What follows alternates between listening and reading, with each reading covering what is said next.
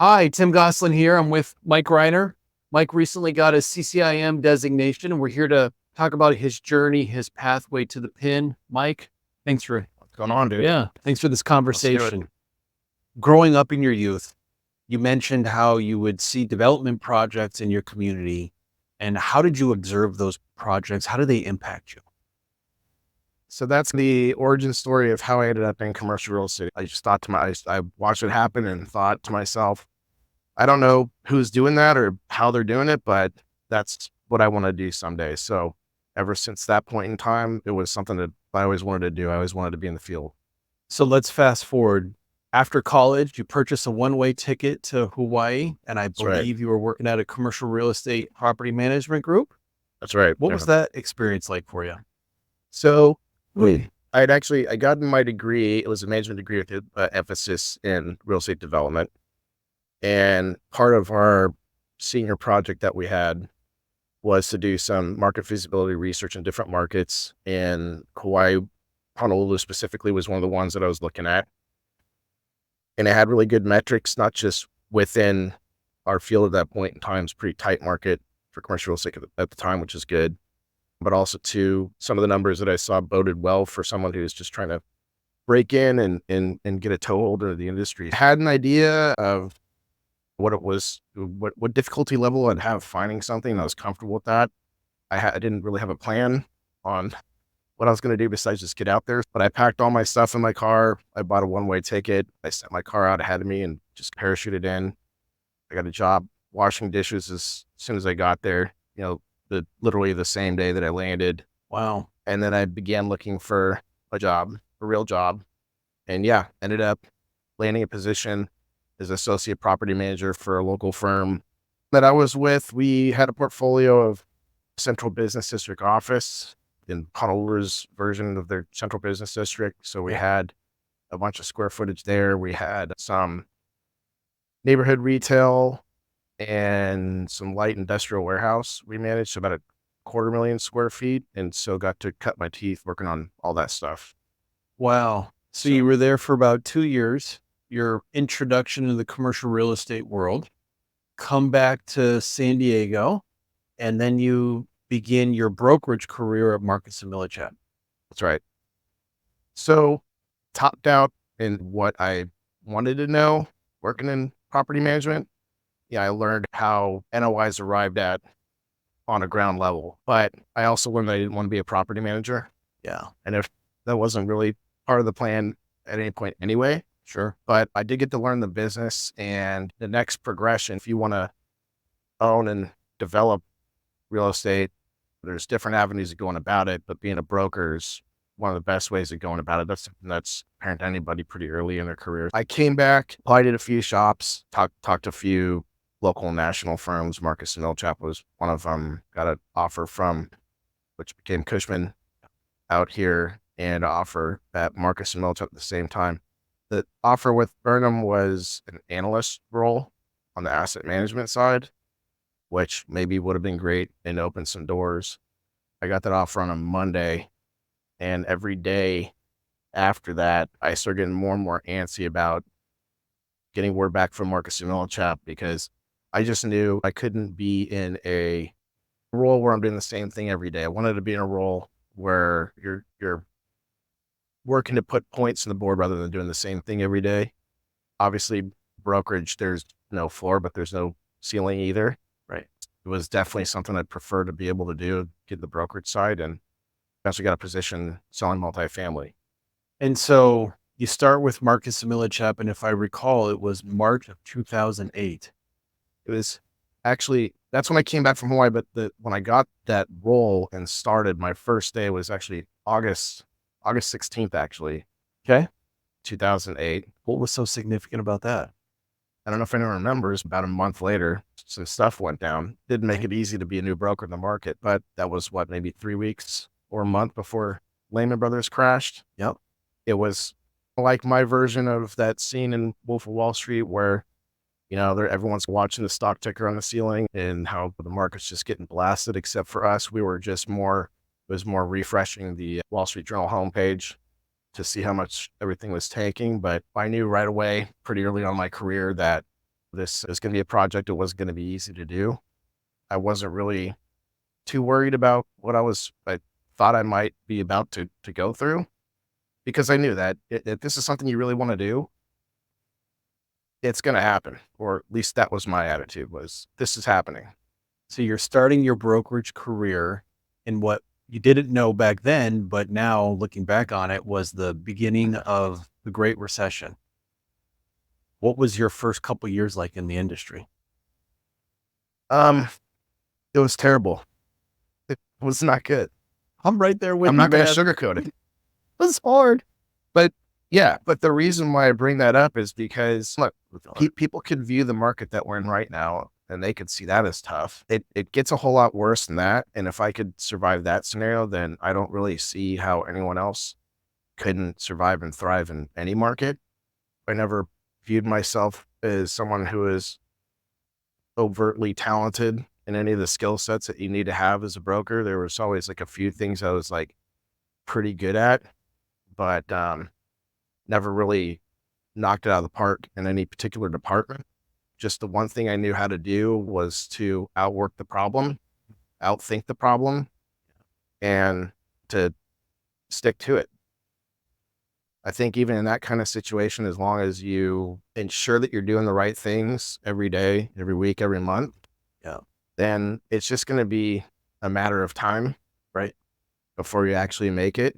And so I just stuck to the game plan. I didn't know how long it was going to take. It was years as far as making any kind of money doing that.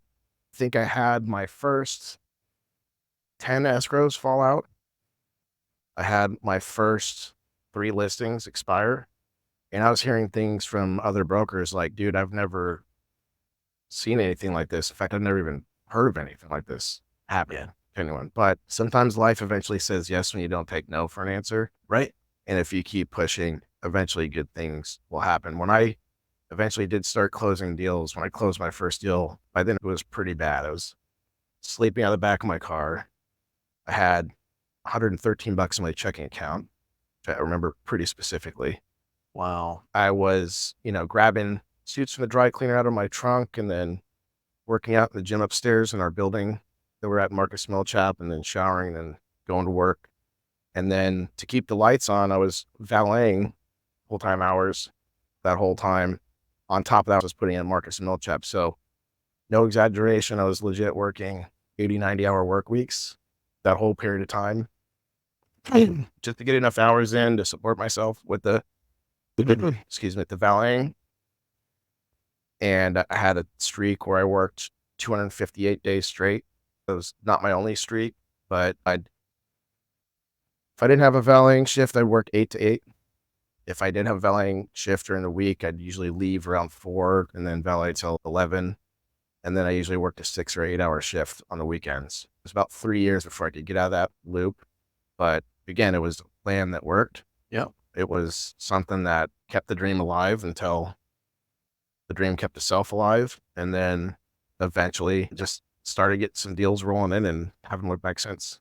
Wow. What a testament to the dedication, the perseverance, the tenacity, the consistency, the discipline, all those attributes that it takes. You think of being a real estate broker and $1 million listing, and it's all these flying in private jets. It's not necessarily like that for Right. most.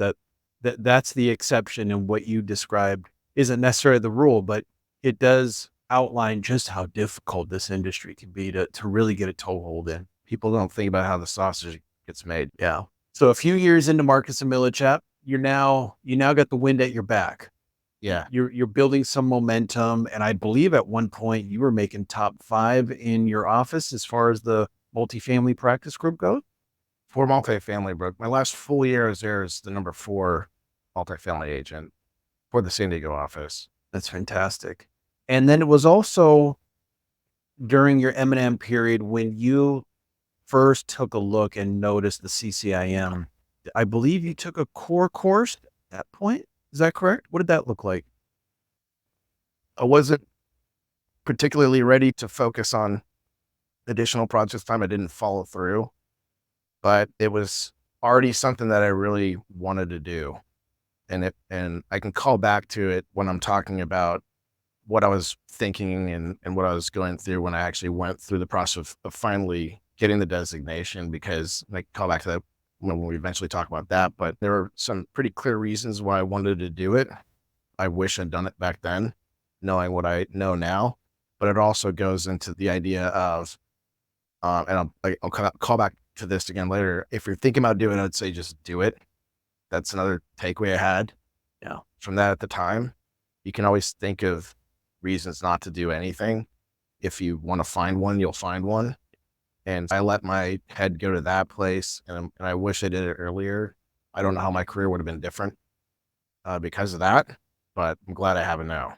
Yeah. And just to that point, the class that I was in for San Diego, there were 4 of us that were looking to get our designation and take the final exam. For me, it was in Seattle. And out of the 4, I had started the process about 13 months before the exam, and everyone else was a minimum of 8 years, and one person was 20 years from the time they started the process to when they actually got their designation.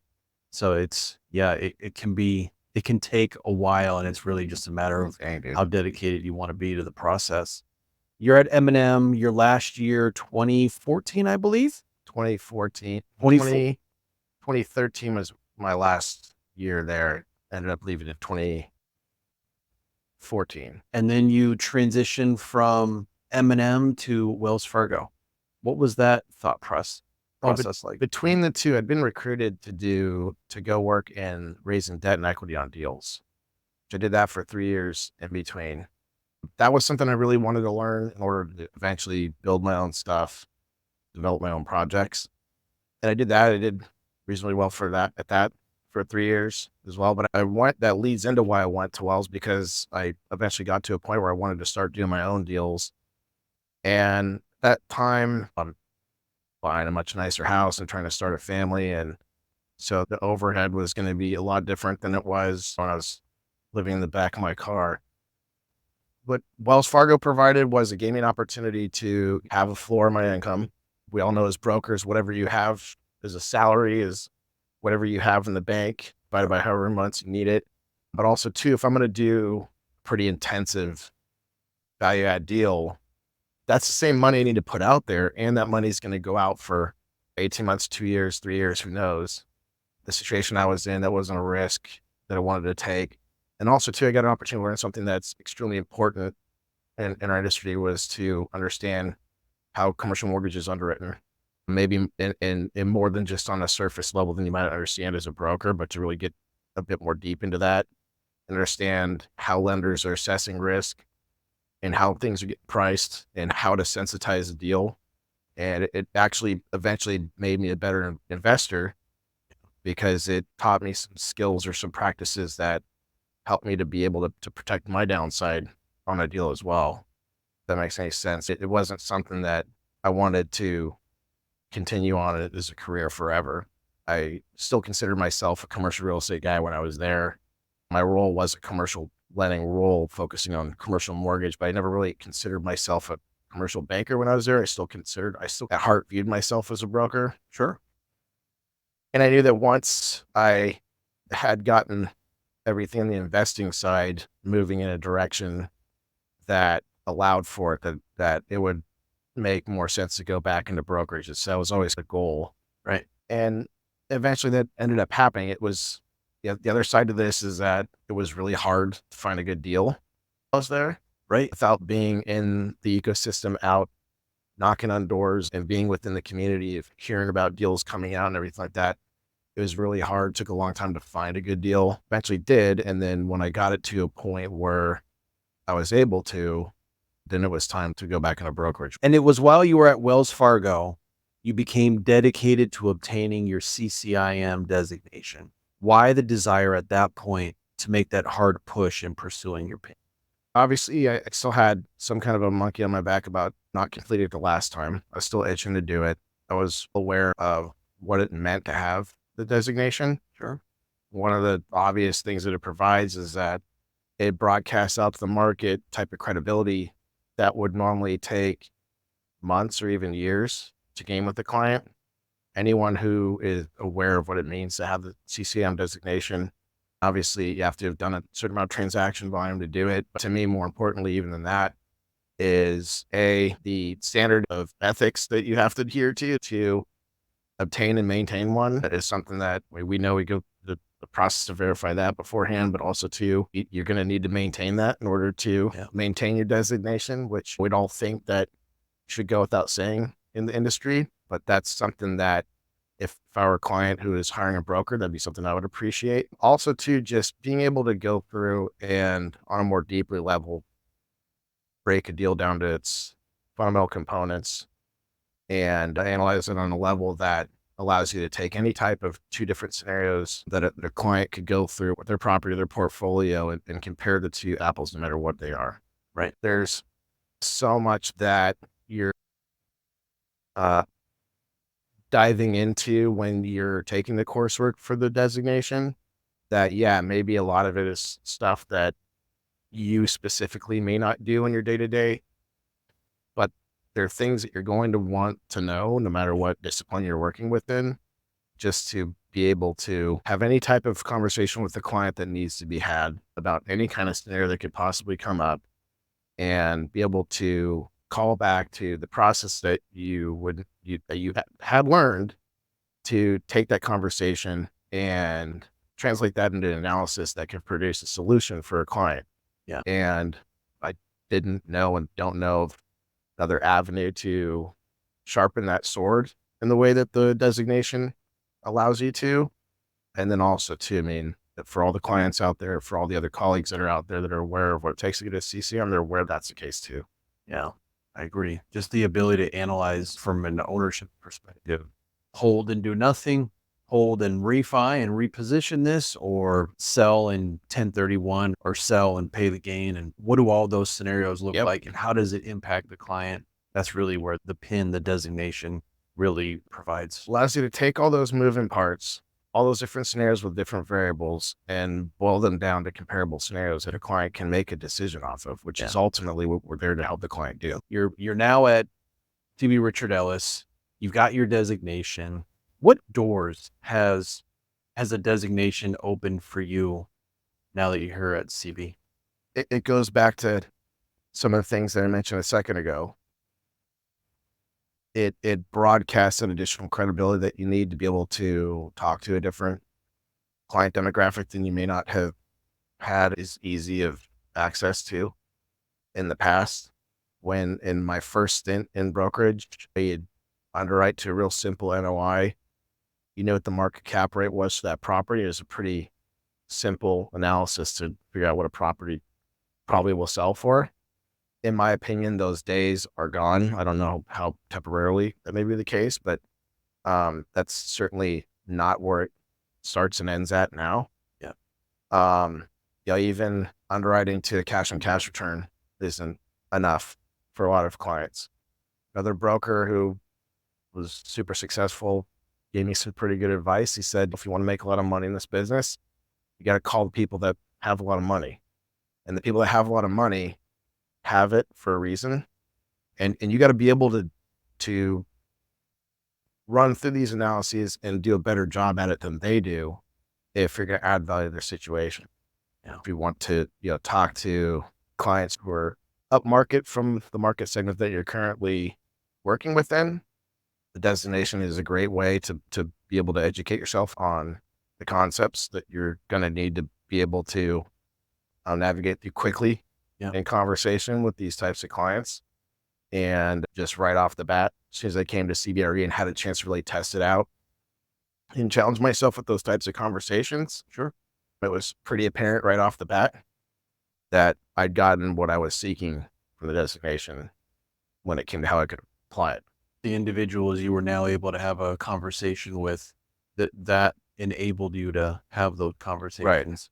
Right. A lot of people in our business like to stick to the mantra, fake it till you make it.